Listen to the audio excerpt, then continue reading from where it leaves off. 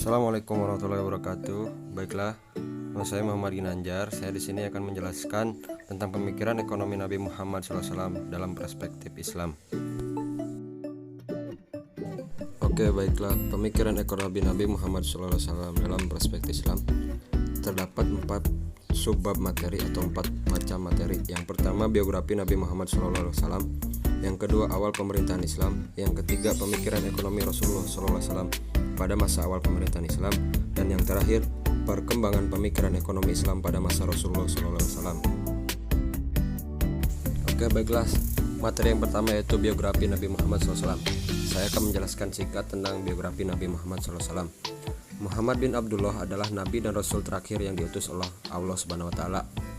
Beliau lahir di Mekah sekitar 570 Masehi atau pada tahun Gajah dan wafat di Madinah 632 Masehi pada usia 63 tahun.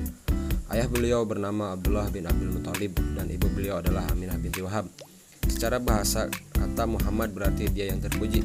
Muhammad Rasulullah SAW menjadi yatim sejak masih dalam kandungan ibunya. Ketika beliau berusia 6 tahun, sang ibunda tercinta Aminah wafat. Jadi beliau yatim piatu dalam usia yang amat muda. Kemudian Rasulullah diasuh oleh sang kakek yang amat mencintainya, Abdul Muthalib bin Hashim. Namun saat Rasulullah berusia 8 tahun, Abdul Muthalib pun wafat. Akhirnya pengasuhan beliau diserahkan kepada sang paman, Abu Thalib bin Abdul Muthalib. Oke, baiklah. Bab yang kedua yaitu awal pemerintahan Islam. Pada saat pertama kali didirikannya pemerintahan Islam, dapat dikatakan bahwa kondisi masyarakat Madinah masih sangat tidak menentu dan memprihatinkan, yang mengindikasikan bahwa negara tidak dapat dimobilisasikan dalam waktu yang dekat. Oleh karena itu, Rasulullah harus memikirkan jalan untuk mengubah keadaan secara perlahan-lahan dengan mengatasi berbagai masalah utama tanpa tergantung pada faktor keuangan. Dalam hal ini beliau menentukan strategi, yaitu diantaranya yang pertama, tugas pertama membangun masjid utama sebagai tempat untuk mengadakan forum bagi para pengikutnya, karena masjid merupakan asas utama dan terpenting dalam membentuk masyarakat muslim. Yang kedua, merehabilitasi muhajirin Mekah di Madinah. Yang ketiga, membuat konstitusi negara, yaitu dengan menyusun konstitusi negara yang menyatakan tentang kedaulatan Madinah ini, pemerintah menegaskan bahwa setiap orang dilarang melakukan berbagai aktivitas yang dapat mengganggu stabilitas kehidupan manusia dan alam.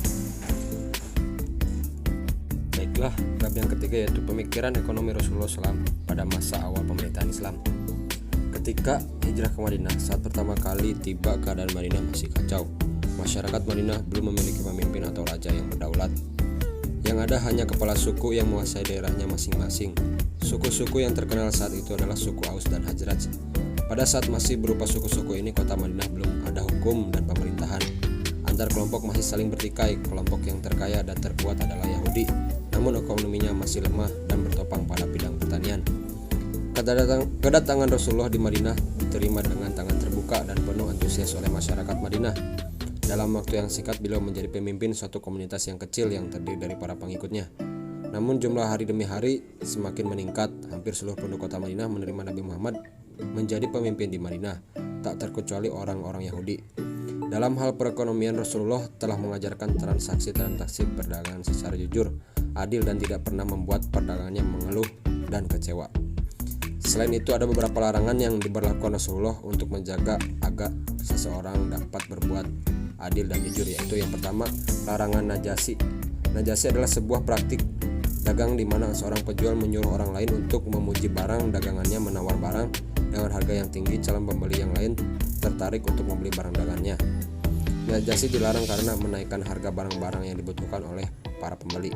Yang kedua adalah larangan baibad alabad. Praktik bisnis ini adalah dagangan dengan melakukan lompatan atau penurunan harga oleh seorang di mana kedua belah pihak yang terlibat tawar-menawar masih dalam tahap negosiasi atau baru akan menjelaskan penetapan harga. Rasulullah melarang praktik ini semacam ini karena hanya akan menimbulkan kenaikan harga yang tidak diinginkan. Yang ketiga adalah larangan talaki al-rukban. Praktik ini adalah dengan cara mencegat orang-orang yang membawa barang dari desa dan membeli barang tersebut sebelum tiba di pasar.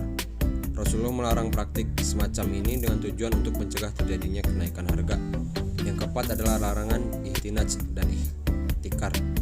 Ihtinaj adalah praktik penimbunan harta seperti emas, perak, dan lain sebagainya, sedangkan ihtikar adalah penimbunan barang-barang seperti makanan dan kebutuhan sehari-hari.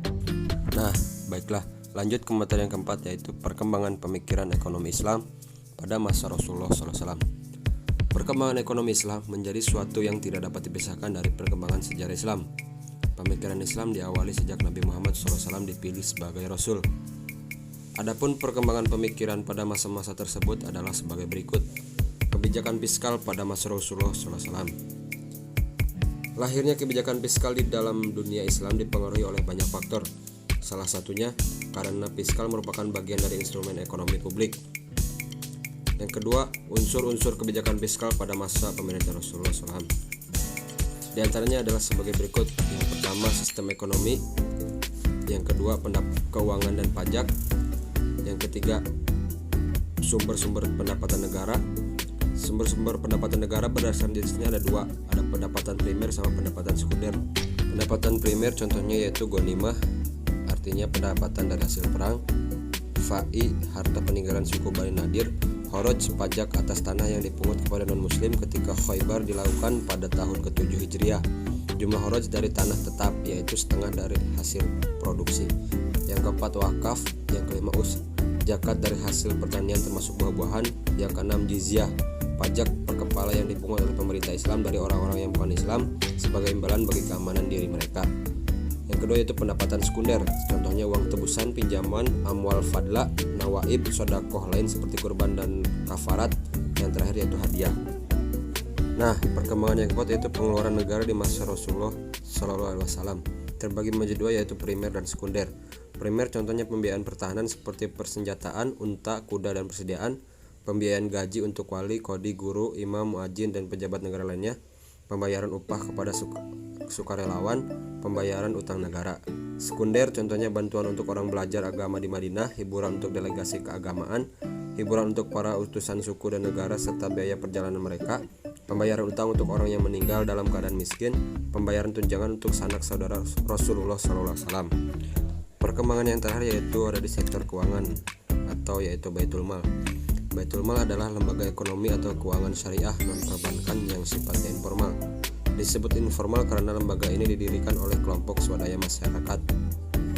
Pertama kalinya berdirinya Baitul Mal sebagai sebuah lembaga adalah setelah turunnya firman Allah Subhanahu wa taala di Badar seusai perang, dan saat itu sahabat berselisih tentang ghanimah, yaitu pada surat Al-Anfal ayat pertama.